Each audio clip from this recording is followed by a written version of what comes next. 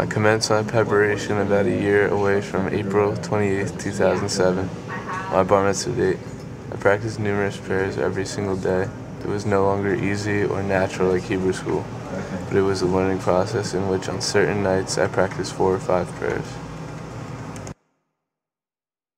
I understood in an early age that the rigorous preparation and practice was a necessity in order to be successful at my bar mitzvah. Throughout the year, I prepared and served food to people who could not afford food for themselves. Working at a soup kitchen, I met a man by the name of David, who grew up in Livingston, where I came from.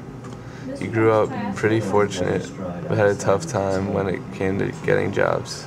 This experience was life-changing because it helped me become more grateful for what I had.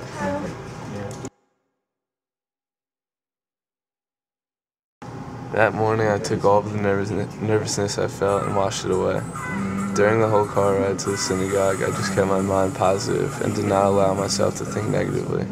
When we arrived at the synagogue, I entered the rabbi's office and we reviewed all my prayers and my sermon one final time.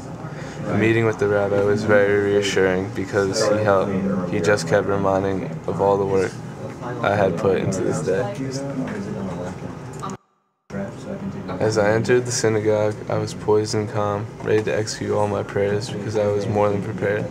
Before I began reading my prayers, the rabbi introduced me. He described me as a boy who was prepared to become a man. While reading the prayers, my concentration could not be broken.